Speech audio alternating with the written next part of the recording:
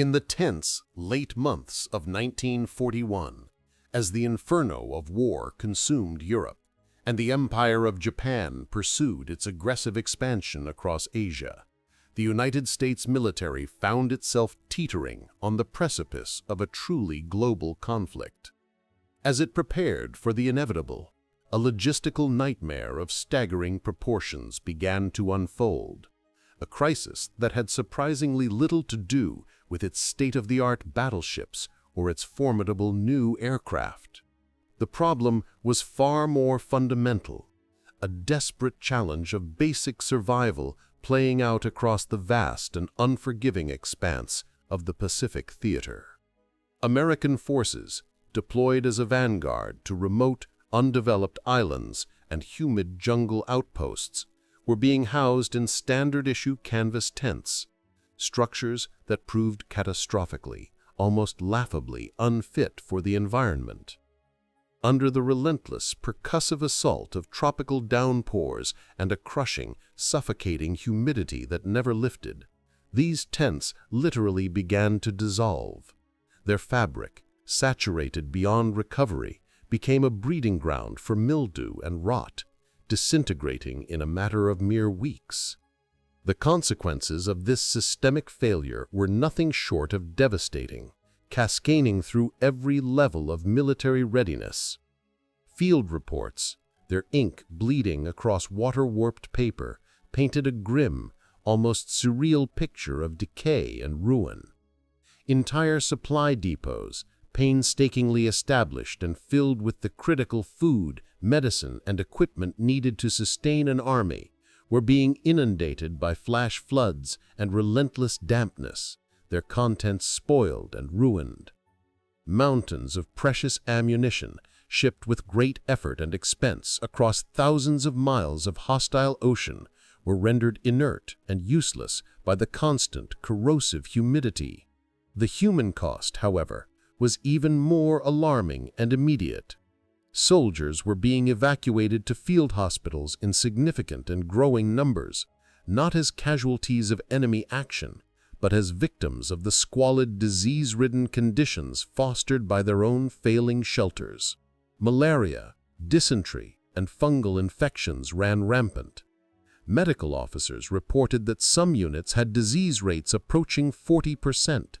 Nearly half of every company rendered combat ineffective without firing a single shot.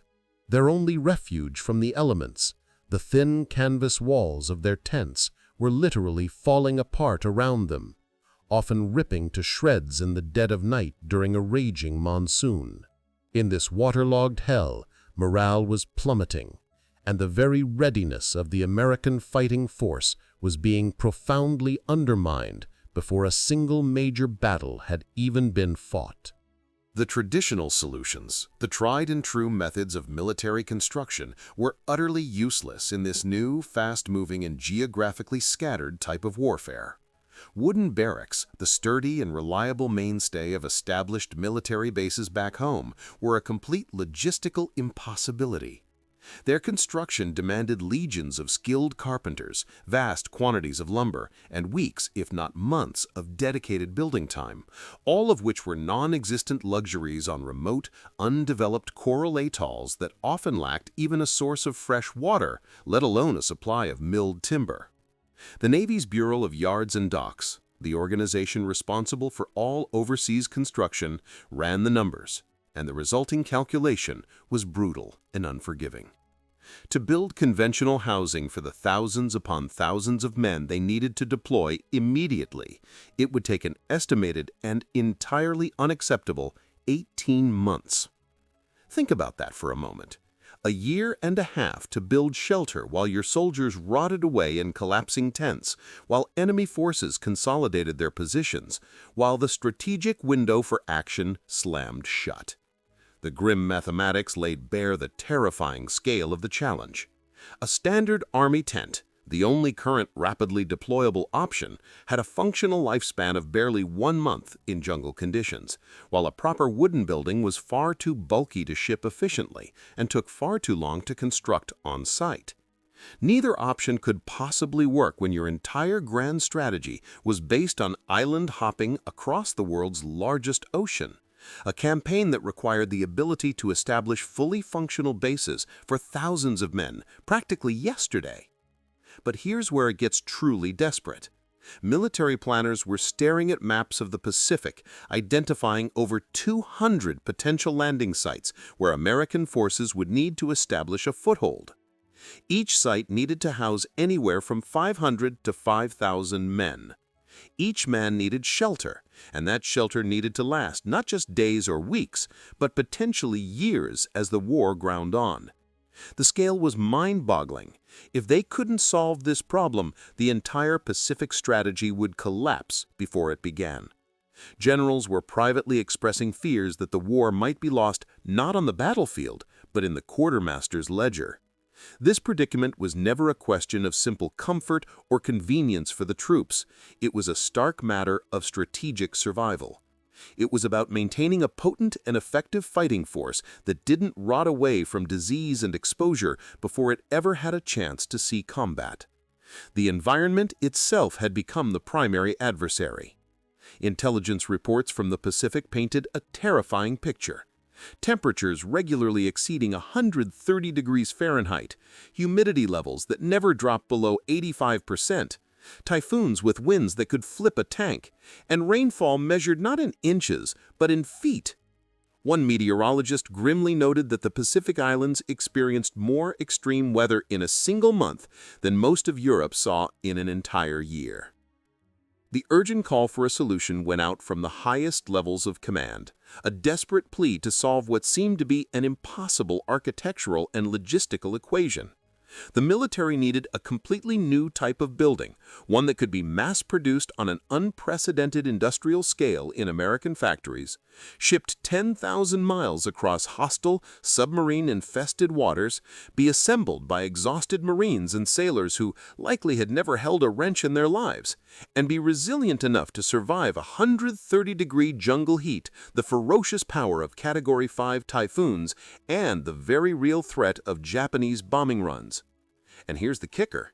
They needed it in less than 6 months. In the early months of 1941, inside a windswept, cold-weather naval facility at Quonset Point, Rhode Island, ironically one of the coldest, most untropical locations imaginable, a small, unheralded team of determined engineers was about to take on that architectural impossibility. In doing so, they would invent a reality that would not only solve the immediate crisis, but would fundamentally change the course of the war and, unexpectedly, reshape civilian architecture for generations to come. The American engineers, tasked with this monumental challenge, were not starting entirely from scratch. The British, having been embroiled in the war for 2 long years, had confronted similar, though less tropical, logistical challenges across their own global deployments. Their hard-won experience offered a vital clue, a potential starting point in the form of the Nissen hut, a simple, semicircular shelter made of corrugated steel that had been developed and put into use during the First World War. The Nissen hut itself had an interesting origin story. It was invented by a Canadian-born engineer, Major Peter Norman Nissen, who in 1916 was frustrated by the terrible conditions British troops endured in muddy, rat-infested trenches. Working with a small team at Ypres, Nissen designed his half-cylinder shelter in just 3 months, a remarkably short development period considering it was 1916. By the war's end, over 100,000 Nissen huts had been manufactured, sheltering troops across France, Belgium, and even as far as Mesopotamia. The design had proven itself in the crucible of the Great War. Blueprints for this battle-tested British design were requested and soon arrived at the Navy's Bureau of Yards and Docks, landing on the drawing boards of a team led by Commander John Philip Drosfeld. Drosfeld was an interesting choice to lead the project, a career naval officer with an engineering background, who had spent years managing construction projects in the Philippines before the war. He understood both the bureaucracy of military procurement and the brutal realities of tropical construction. As the engineers gathered to study the specifications, they immediately recognized both the inherent genius of the core concept and, simultaneously, its significant, deal-breaking problems for the specific challenges of the Pacific theater. The foundational idea, the elegant half-circle arch shape, was undeniably brilliant. From a purely physics standpoint, it was an ideal form. Its continuous curve was naturally aerodynamic, capable of deflecting the powerful sustained winds of a tropical storm, and it effortlessly shed even the heaviest deluge of rain, completely preventing the pooling of water that plagued the flat-roofed tents and other temporary structures. The arch itself is one of humanity's oldest architectural discoveries, used by Romans in their aqueducts and by medieval builders in their cathedrals, precisely because it channels forces so efficiently. However, the British execution of this brilliant idea was deeply and fundamentally flawed for the intended American application. The Nissen huts were excessively heavy, constructed with thick-gauge steel and a cumbersome internal frame that made them difficult and costly to transport in the vast numbers required. A single Nissen hut weighed approximately 3 tons, the equivalent of shipping a small car. Shipping was already the primary bottleneck of the war effort. Every cubic foot in a ship's hold was precious, rationed more carefully than gold. The Navy calculated that to ship enough Nissen huts for just one division would require an entire cargo vessel, a vessel that could otherwise carry tanks, ammunition, or food. Critically, their design mandated a poured concrete foundation for stability, a complete and utter non-starter on a remote Pacific island where cement was a precious, almost non-existent commodity that would have to be shipped at the expense of food, fuel, or ammunition. Even if you could get cement to these islands, you'd need fresh water to mix it, and fresh water was often more valuable than gasoline in these parched coral atolls. Furthermore, and perhaps most damningly, the Nissen hut relied on a complex internal wooden frame to support its steel skin. The American engineers, keenly aware of the Pacific environment, knew instantly that in the hot, perpetually humid climates they were headed for, this wooden skeleton would become a welcoming, irresistible feast for termites and pervasive rot, leading to inevitable and rapid structural failure. One engineer later recalled examining a photograph of a Nissen hut that had spent just 8 months in Singapore. The wooden frame inside had been completely consumed by termites, leaving only the steel skin held up by nothing but habit and hope. The structure had literally been hollowed out from the inside. The core concept was sound, a diamond in the rough, but the existing design needed a radical and complete reinvention. The immense task of transforming the flawed British concept into a superior Americanized design fell to the George A. Fuller Company, whose engineers were embedded with the Navy at the Quonset Point facility. The Fuller Company was an inspired choice. They had built some of America's most iconic structures, including the Flatiron Building in New York. They understood both innovative design and practical construction. This dedicated team, which included visionary thinkers like Otto Brandenberger, championed a revolutionary and profoundly simple idea. What if the skin of the building was the structure? In conventional architecture, the walls and roof are merely cladding, decorative layers hung on a skeleton of beams and columns that do the real work of supporting the building. But Brandenberger and his team asked a radical question. Could the outer shell itself be strong enough to eliminate the skeleton entirely? This was the first and most crucial breakthrough that set their work apart, the creation of a truly self-supporting arch. It was a principle observable in nature, much like an eggshell, which owes its surprising strength and resilience to its perfectly curved form. A perfect steel semicircle distributes all forces, whether from wind, rain, snow, or even a nearby explosion, evenly across its entire surface. Brandenberger famously demonstrated this principle to skeptical Navy brass by placing an egg between his palms and squeezing with all his might. The egg, despite its paper-thin shell, refused to break. Then he took the same egg and tapped it gently on a table edge, and it shattered instantly. The lesson was clear. Curved surfaces distribute force, flat surfaces concentrate it. This elegant principle of physics channels the immense pressures of wind and the dead weight of accumulated rain or debris down into the foundation, completely and beautifully eliminating the need for any internal beams, columns, or trusses. The immediate result was a staggering reduction in the total weight and volume of materials required. The final American design weighed less than half of what the British version did. And just as importantly, it created a completely open, unobstructed, and flexible interior space. No columns meant you could configure the interior however you wanted. Hospital beds, bunks, workbenches, equipment, anything could be arranged without working around structural obstacles. The second key innovation, working in perfect concert with the first, was the specific choice of material: thin-gauge, corrugated, galvanized steel. The team understood that the wavy, accordion-like pattern of corrugation imparts incredible rigidity and structural strength to a very thin, lightweight sheet of metal, allowing it to function as a load-bearing panel.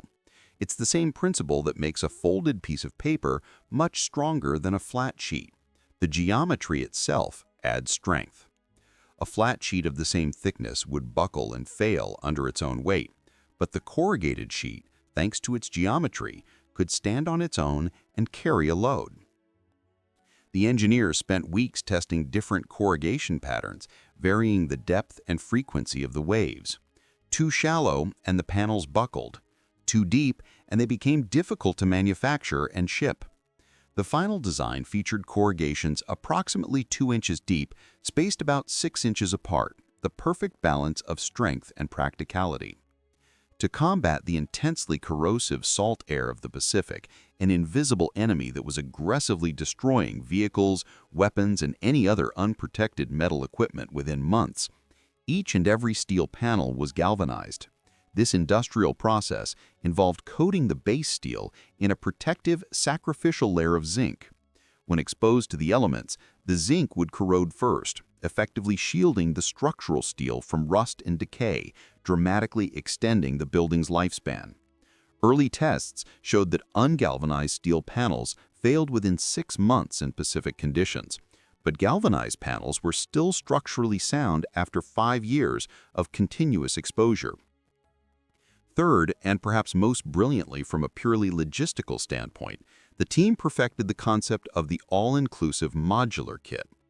Every single component needed to construct a complete functional structure was pre-cut, pre-drilled to exact specifications, and meticulously packaged together in a single crate. The curved steel ribs, the corrugated exterior panels, the plywood end walls with their pre-cut doors and windows, every last nut, bolt, and washer, and even the necessary hand tools for assembly. This might sound obvious now in our IKEA age, but in 1941 it was revolutionary. Military construction typically meant shipping raw materials and expecting field engineers to figure it out.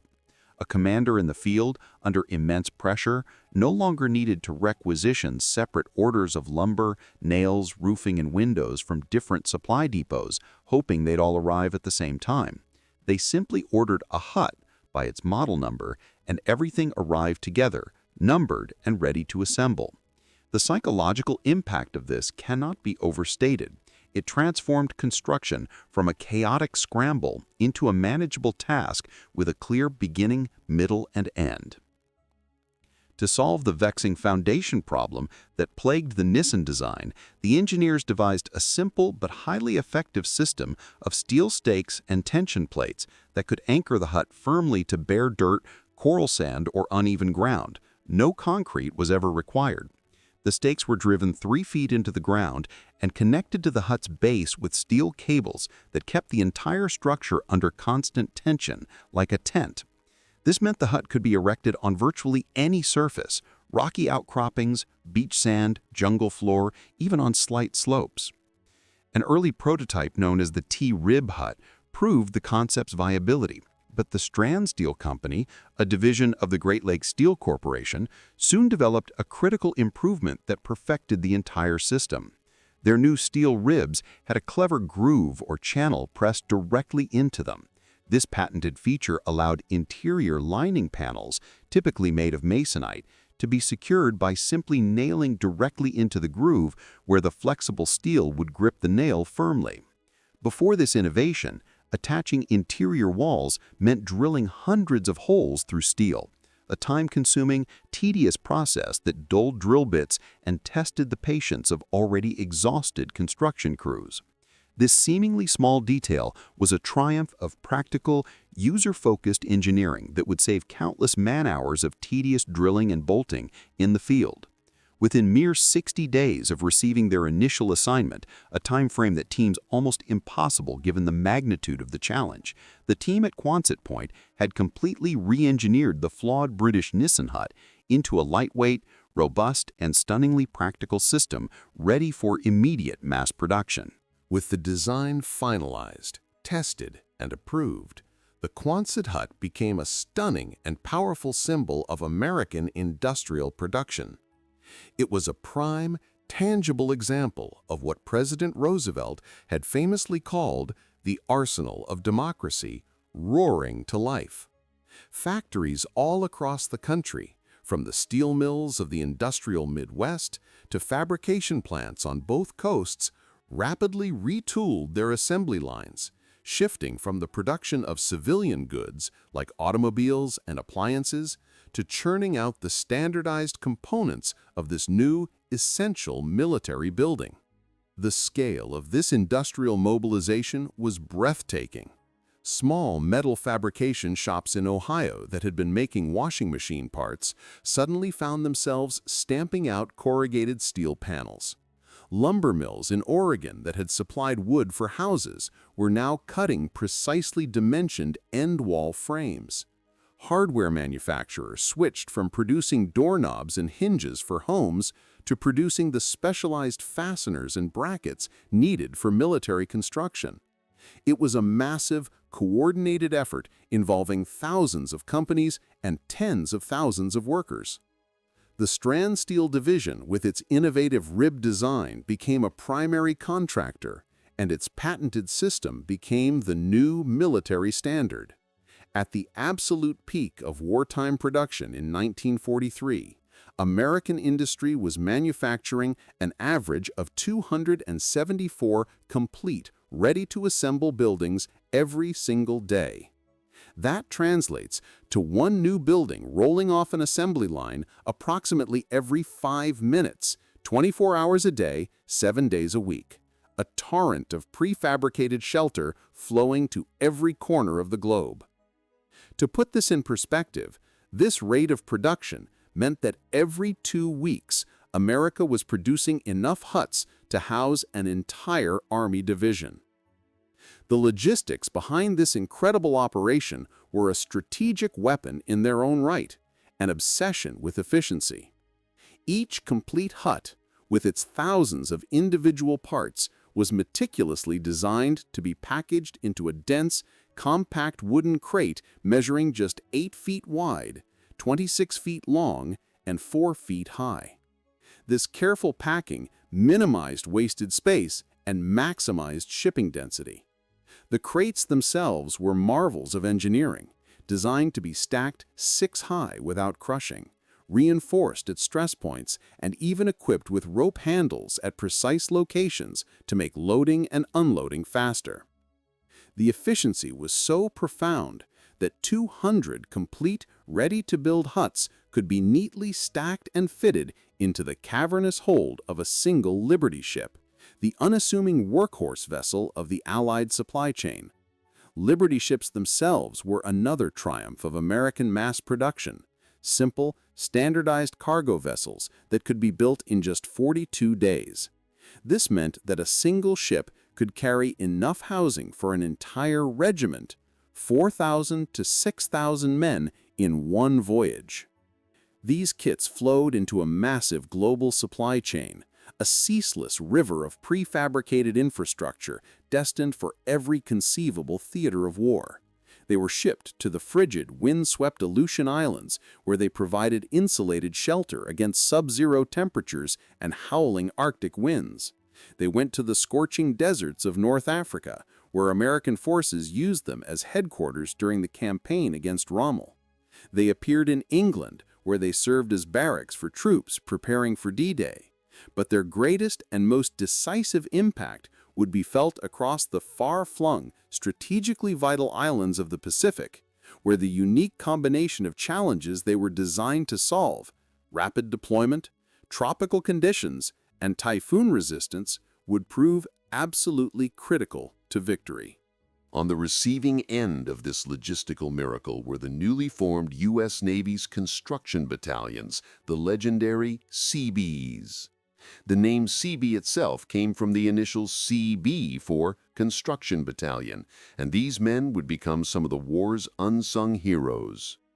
Comprised of men who were builders, electricians, plumbers, and engineers in their civilian lives, many of them in their 30s and 40s, older than typical combat troops, the Seabees quickly became absolute masters of Quonset erection, living up to their famous motto of "can do."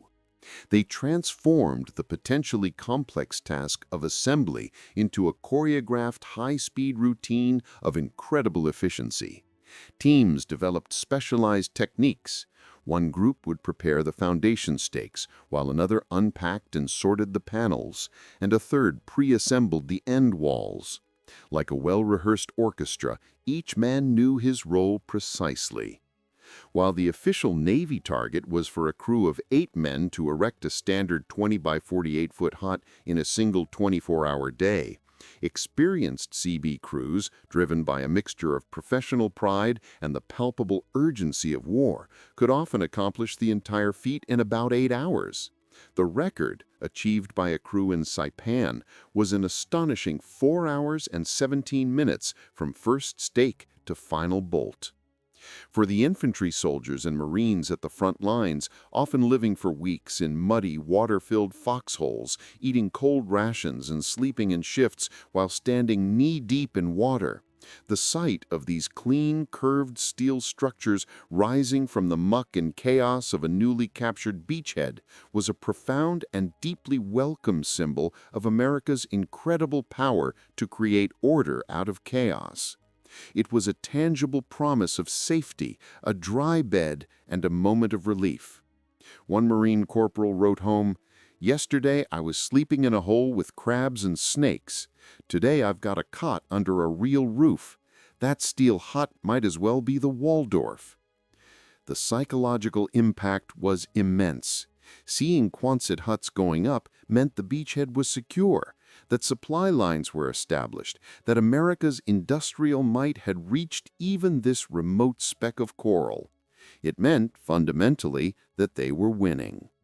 In total, somewhere between 150,000 and 170,000 Quonset huts were manufactured during the war, a testament to their success and utility. If you lined them all up end to end, they would stretch from New York to Los Angeles and back again. The hut's true and ultimate test, however, came not on the factory assembly line, but in the brutal, unforgiving reality of the battlefield. At the crucial, hard-won Henderson Field on Guadalcanal, the strategically vital airstrip that was the focal point of months of savage fighting, a Japanese bomb exploded just 40 yards from a newly assembled Quonset hut during a nighttime air raid. The powerful blast shredded the nearby tents into confetti and flattened lesser wooden structures, but the hut's curved steel skin masterfully deflected the deadly shrapnel.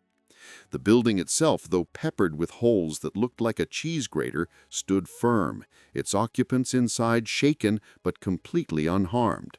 One survivor later recalled, "The explosion threw me across the room. My ears were ringing and I thought I was dead.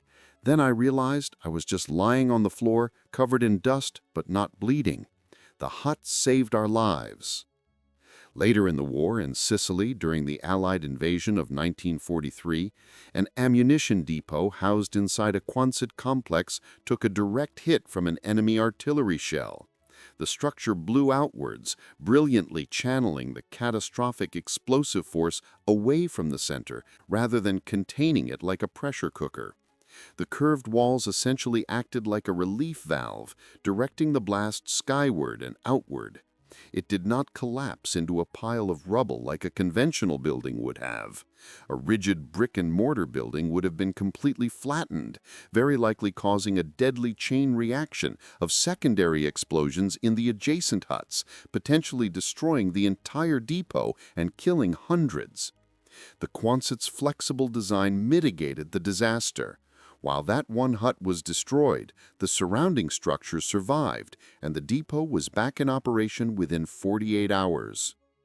An even greater and more frequent test came not from the enemy, but from the raw, untamable power of nature.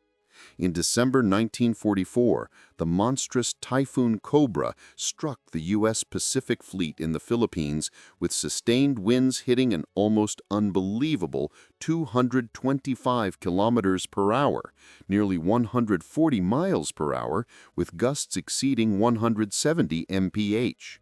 The storm was so powerful it capsized 3 destroyers at sea, killing over 800 sailors.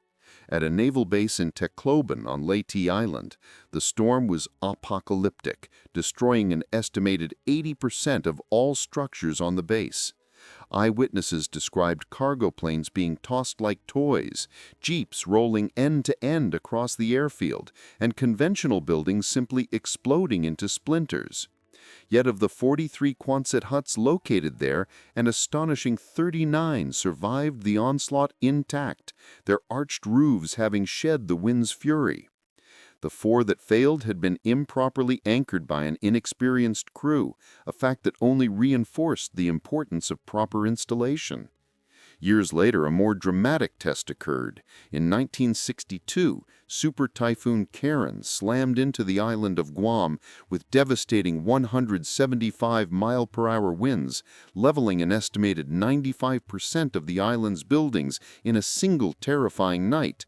The storm surge was 20 feet high, and rainfall exceeded 30 inches in 24 hours. Amid the almost total devastation, with modern concrete buildings reduced to rubble, steel towers twisted into knots, and entire villages simply erased, news reporters found that the island's aging, 20-year-old Quonset huts, relics of a past war, were nearly all still standing.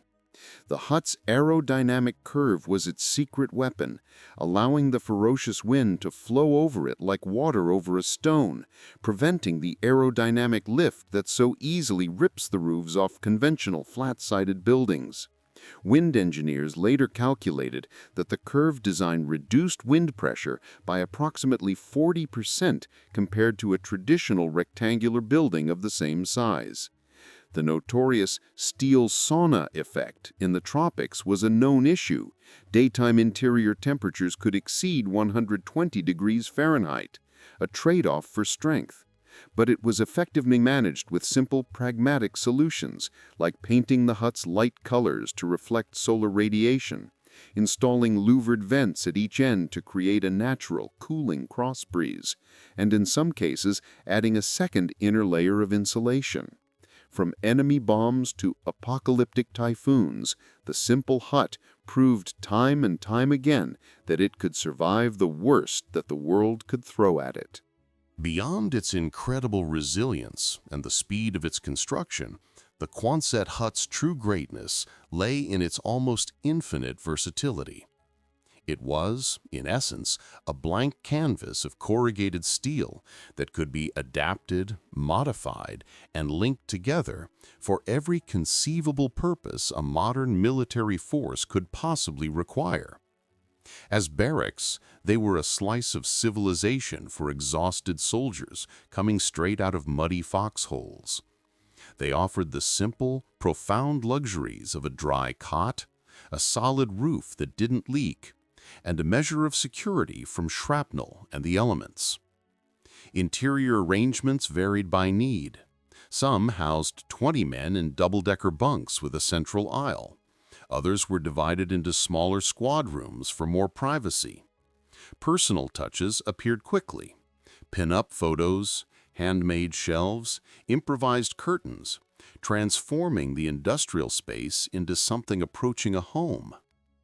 Lined up in neat, orderly rows, they became sprawling field hospitals, providing clean, semi-sterile environments where surgeons could perform life-saving operations just miles from the front lines, dramatically increasing survival rates.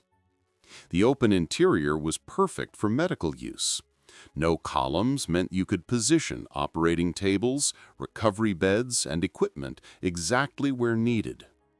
Survival rates for wounded soldiers improved dramatically when field hospitals moved from tents into Quonset huts.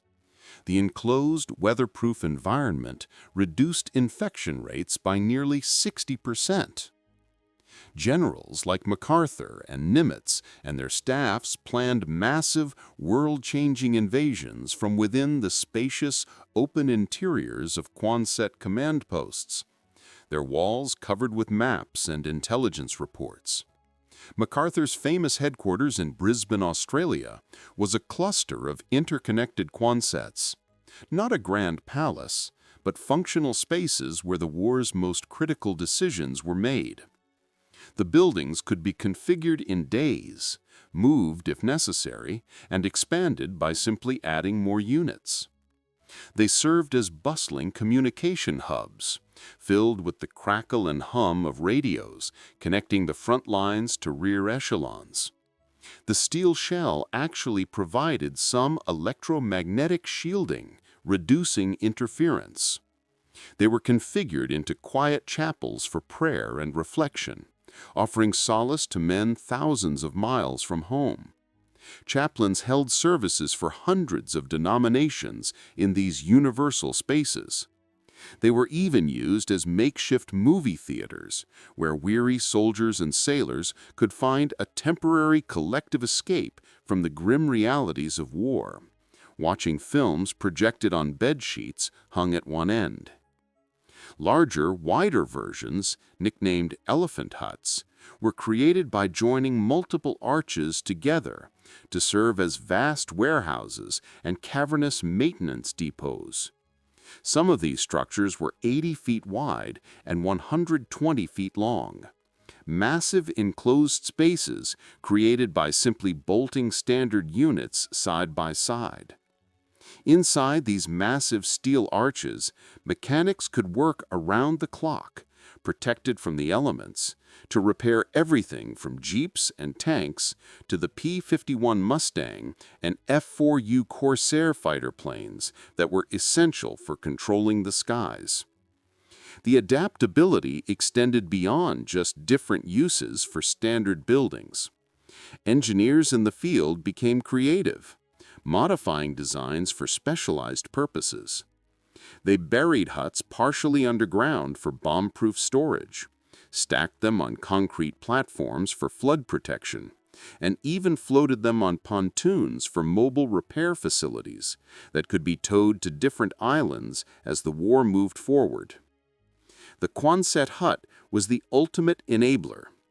It provided the foundational infrastructure, the shelters, the hospitals, the command centers, the repair bays, without which the war in the Pacific, an enormous and unprecedented logistical undertaking, simply could not have been fought, let alone won. Military historians now recognize that while battleships and aircraft carriers won the dramatic victories, It was unglamorous structures like the Quonset hut that made those victories possible by maintaining the massive support infrastructure required to wage modern war across an ocean. When the war finally, blessedly ended in 1945, the United States military was left with a massive surplus of these incredibly durable and versatile buildings, scattered on bases across the globe. The military faced an unusual problem: what to do with 100,000-plus perfectly functional buildings they no longer needed. In a remarkable and spontaneous act of mass recycling that would make modern environmentalists proud, the structure that was designed for the desperate emergency of war began a long and productive second life in peacetime America. For millions of returning GIs who came home to a jubilant nation that was simultaneously facing a severe post-war housing shortage, construction had virtually halted during the war, and now 16 million veterans were coming home, getting married, and starting families. A cheap surplus Quonset hut, sold by the government for as little as $1,000, about $15,000 in today's money, was a perfect starter home. It was quirky, certainly unconventional, but eminently affordable, a place to begin a family and build a new life while saving for something more traditional. Enterprising veterans modified them extensively, adding conventional peaked roofs over the curved steel, building out wooden end walls with large windows, dividing the interior into actual rooms with wood frame partitions, installing proper plumbing and electricity. Some results were remarkably livable. Small businesses of Quonset home conversion specialists appeared, offering packages that could turn the military hut into a surprisingly comfortable two-bedroom house. Magazines like Popular Mechanics ran articles on your dream home from Army surplus, complete with floor plans and modification tips. Universities suddenly flooded with an unprecedented wave of new students attending on the revolutionary GI Bill. Enrollment at American colleges nearly doubled between 1945 and 1947, were desperate for classroom and living space. They bought thousands of the huts and scattered them across their campuses, using them as temporary classrooms, dormitories, student centers, and libraries. These Vetsvilles, or hutments, became an iconic feature of post-war college life. At some schools, entire neighborhoods of Quonset huts appeared virtually overnight, housing married student couples and their young families.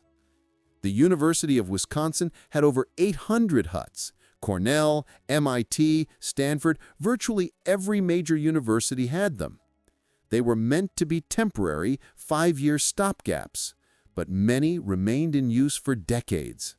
Students who lived in these communities often recall them fondly, despite their quirks: the way they amplified rain sounds, their terrible acoustics, how they became unbearably hot in summer and freezing in winter. But they also remember the sense of community, the shared experience of veterans and their families all starting over together. Farmers across the American heartland, known for their pragmatism, enthusiastically embraced the huts as ideal barns, storage sheds, and workshops. They praised the fire-resistant all-steel construction, their rodent-proof design, and their durable, maintenance-free nature. A wooden barn required constant upkeep: paint, new shingles, repairs to rotted boards. A Quonset hut just sat there, year after year, requiring essentially nothing. Farmers used them to store grain, house livestock, shelter equipment, even as workshops for repairing machinery. Even today, more than 3/4 of a century later, you can still find these original war-era huts serving faithfully across the country. Drive through rural America and you'll spot them, sometimes overgrown with vines, sometimes freshly painted and actively used, as small businesses, community halls, garages, workshops, and agricultural buildings, standing as silent, half-cylindrical witnesses to a bygone era of national crisis and profound innovation. In some cases, these structures have become unexpected historical landmarks. A Quonset hut in Oregon now houses a vintage aircraft museum. Another in Texas serves as a wedding venue, its curved interior creating surprisingly romantic acoustics. In Alaska, several are still used exactly as intended, emergency shelters at remote airstrips. The longevity is testament to the original design. Structures meant to last maybe 5 years in harsh conditions have now survived 80 years with minimal maintenance. To truly understand the Quonset hut's impact, we need to examine the revolutionary design philosophy that made it possible. A philosophy that seems obvious now, but was radical in 1941.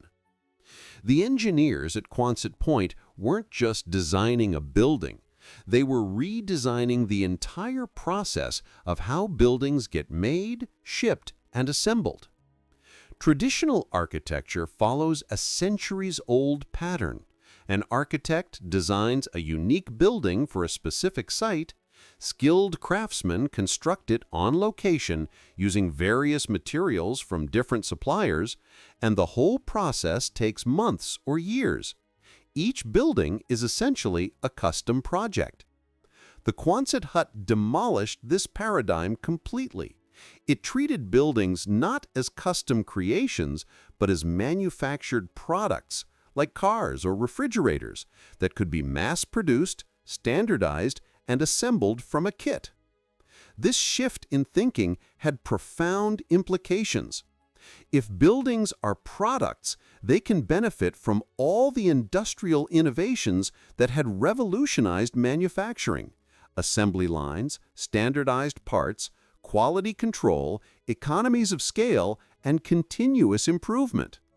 The engineers could test and refine the design in ways impossible with traditional construction. They could experiment with different steel alloys, try various corrugation patterns, optimize the number and placement of bolts, all in a controlled factory setting. The modular approach meant improvements could be rolled out instantly across all production. When engineers discovered that adding a rubber gasket between panels reduced leaks by 90%, that modification appeared in every hut manufactured from that point forward. Try making that kind of instant, universal improvement in traditional construction. It's impossible. This industrial approach to architecture also solved the skilled labor problem in a brilliant way. Traditional construction requires master carpenters, experienced masons, skilled electricians, craftsmen who trained for years.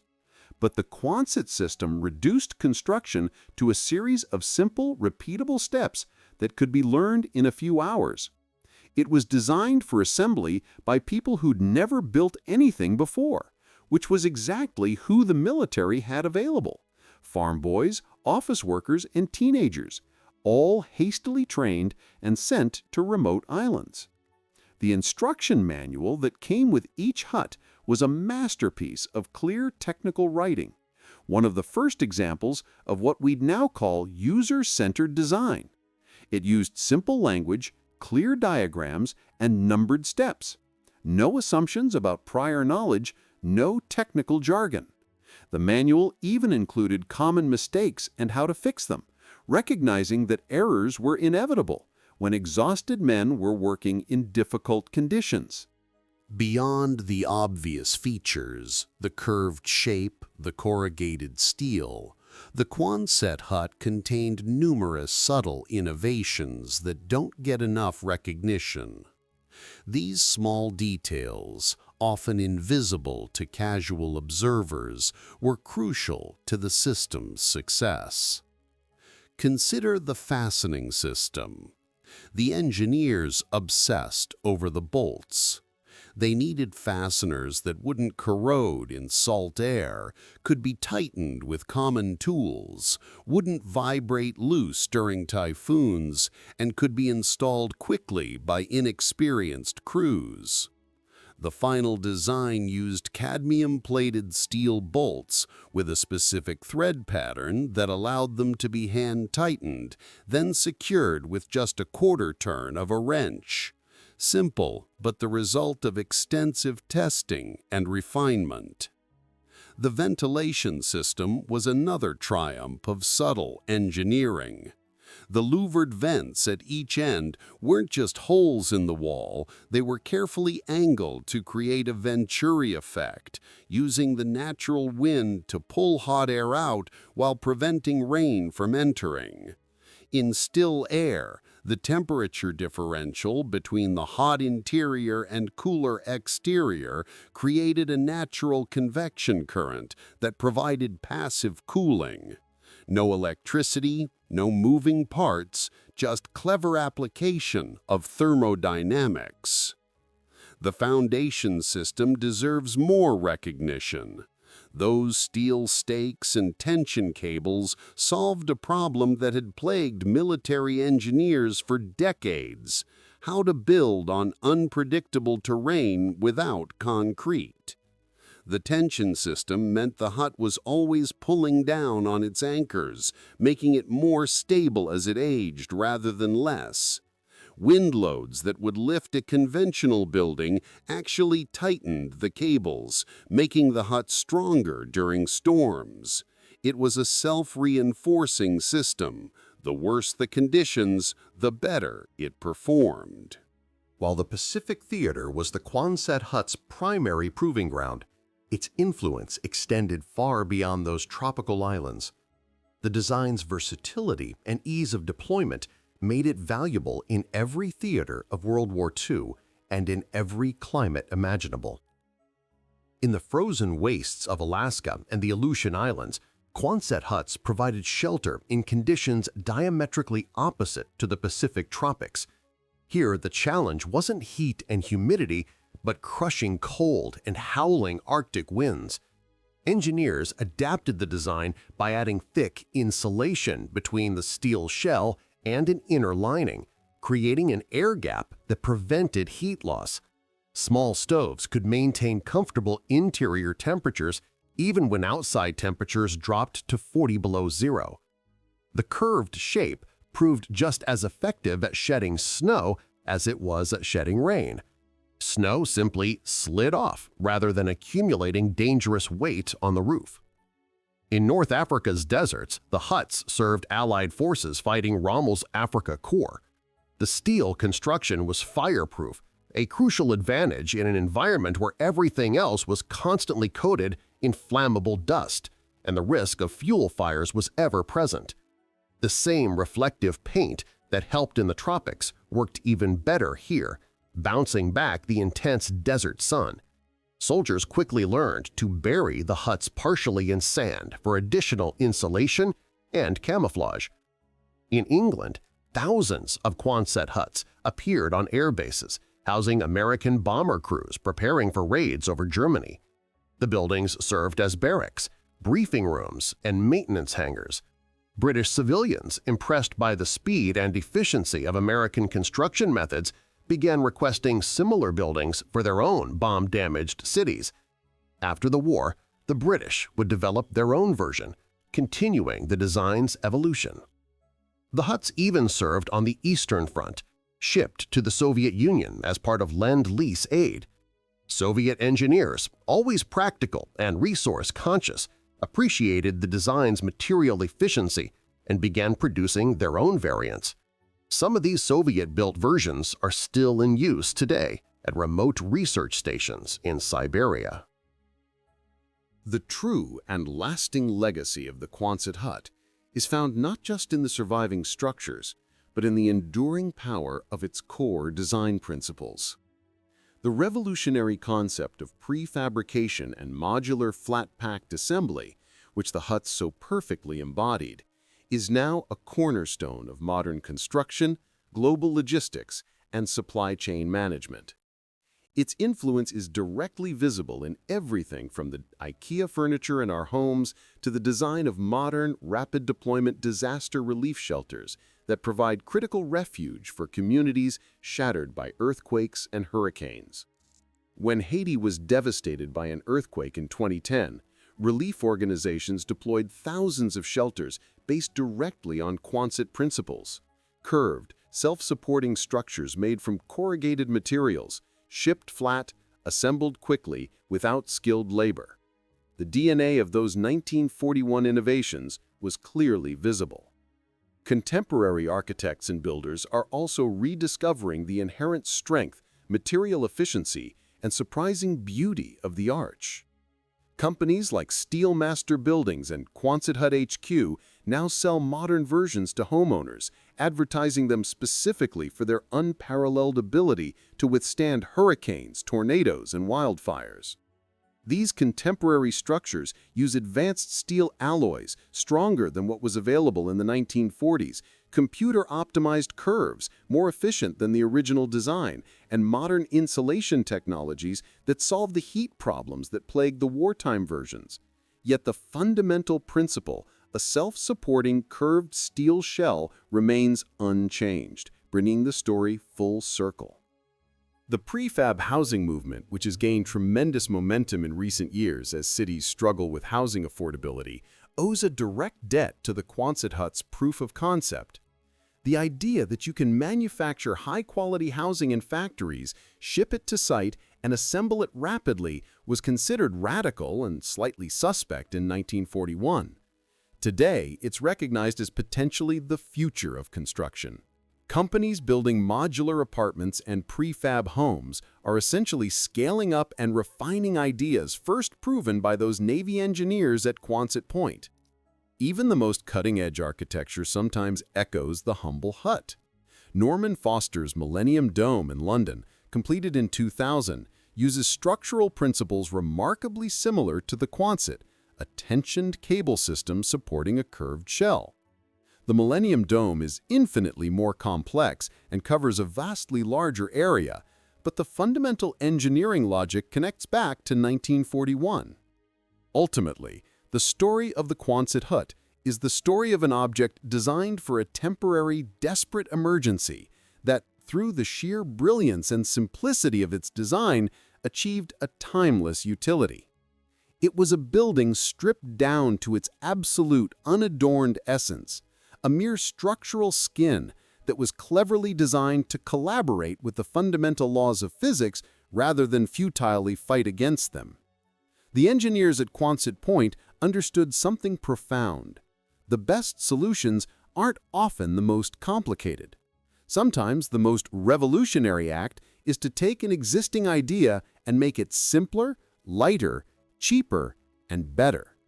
More than 80 years after the first humble prototype was bolted together on a cold Rhode Island shore, the unpretentious hut remains an enduring and powerful testament to the incredible power of simple, elegant design to solve our most complex and urgent problems. In a world that often celebrates complexity and high technology, the Quonset Hut reminds us that sometimes the most effective innovations are those that strip away everything unnecessary and focus relentlessly on doing one thing extraordinarily well. The next time you see a curved metal building, whether it's a storage shed in Iowa, a workshop in Oregon, or a disaster shelter being deployed to a crisis zone, take a moment to appreciate the lineage. You're looking at a design born in a moment of desperate crisis, refined by brilliant engineers, proven in the crucible of global war, and still serving humanity more than 8 decades later. That's not just good engineering, that's immortality.